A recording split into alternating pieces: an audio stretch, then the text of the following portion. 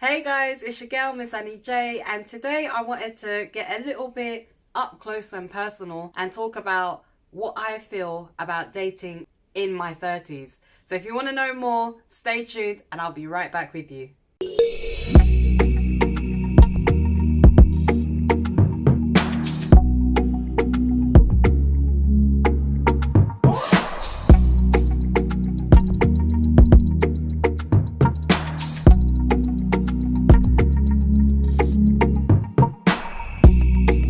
Okay guys, so dating in 2022, I think COVID sort of forced a lot of us into that arena. I mean, I was using online dating before COVID. What I can say is, in my experience, it's been an experience, a bit challenging at times. It's made me realize that actually there's not anything particularly wrong with, being a single lady in my 30s. I remember there was a church I used to go to, the associate pastor, and he mentioned that, the longer you remain single for, the more likely you are to continue remaining single. At the time, I didn't fully understand it, but as I have matured myself, I do now get it. As you mature and you get older, you continue developing in terms of like your emotional growth, maturity, your circumstances, you become more established and things like that. And for me, I just found that I have become a lot less tolerable of certain things. And unfortunately, because I tend to be less tolerable, it's very easy for people to just end up getting X'd. Because you just see certain things and you just, no,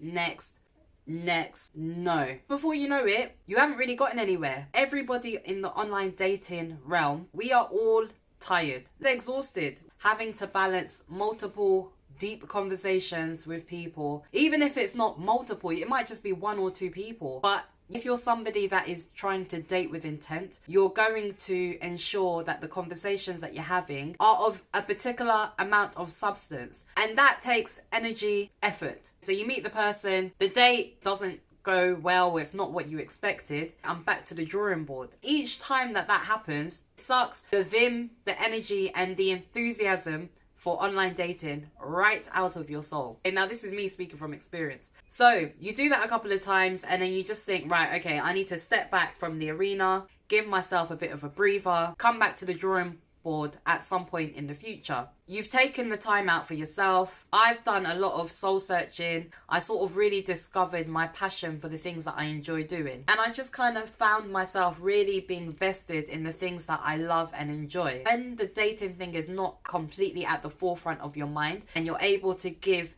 yourself that attention, I feel like the outcome is more likely to be favorable in terms of meeting that potential person in the future. It's easy to dwell on it, sit down and be thinking, oh my goodness, I'm getting older, my clock is ticking away biologically, I don't have much time. And that will only cause you to get into a state of panic. You end up running full steam ahead into a relationship that you had absolutely no business being involved in. I'm not saying to give up on the online dating. By no means. You're single and you're trying to meet somebody, there's absolutely no harm being on these sites and apps. I do believe it is important to be intentional, because otherwise you'll just find that you are not in the mood to entertain conversation with anybody. You will just be getting fed up of the conversations that you're having. You're not going to put the effort in. What I have learned is I need to be focusing on myself, be whole before I meet somebody else. Them coming into my life should be a blessing, not a necessity. I do believe God intended that nobody should be alone. I'm not saying to throw your dating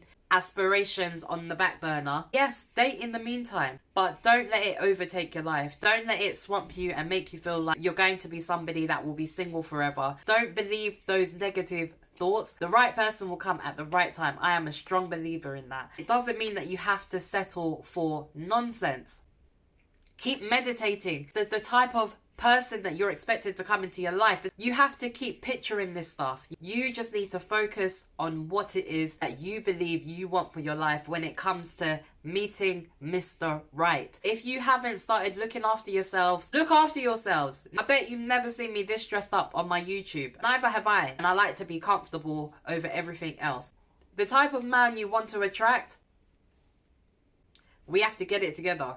Look the part. Look after yourself. Good, a bit spicy. There's nothing wrong with compromising a little bit. However, don't lose yourself. Everybody has different levels of expectations, careers, all of that type of thing. It's not necessarily a deal breaker. Not at all. Unless you make it a deal breaker. It's just about meeting each other in the middle. Respecting each other's values and opinions. I was listening to a podcast the other day. This doctor was mentioning that some of the difficult questions that people find the answers to 20 years after being together were available at the first 2 dates. The difficult answers to the difficult questions were always there. It just seems that we don't like to ask. If you are with somebody or dating somebody where you feel like you cannot be 100% authentic and be yourself, then that person is not for you. Whoever you're with should love you through and through for the person that you are. However you come to the table, whatever you bring to the table, that person should be interested in you for you. If you're finding that you are having to change yourself, you're not going to be able to keep that up. Let me just say that right there. However you feel that you're having to alter your character, your behavior, your attitude, the way you are as a person, if you feel like you're having to do those things to be with somebody, you should not be with that person. If you feel like you're having to do those things to be able to date somebody, you should not be dating that person. The person that is meant for you is going to love you as you are and as you come. Jesus says, come as you are, and he will accept you. God doesn't judge me. If God does not judge me, who is man to judge me? The opinions of others, it should not bother or make any difference to your life or who you are as a person. The only opinion that matters in your life is what he thinks of you, not what people think of you. And I say all of that to say this. If you are maturer and you're single, what have you, focus on your purpose, your reason for being. And if you don't know what that is, it's time to start finding out and cultivating that. And whilst you are doing that, you'll be surprised. Things will just begin to fall into place. Sometimes we don't meet people when we feel like we should meet people because actually we're not ready to receive them. Sometimes we've got somewhere we need to get to before we'll be able to receive that person that should be in our life. Look, everything happens for a reason. Don't let the desperation push you into the wrong arms of somebody. Focus and love on yourself. The way God loves on you, you should love yourself. And eventually, the correct person will come. Forget about the biological TikTok clock. Science will have us believe that once we hit, 36, your ability to conceive goes pew.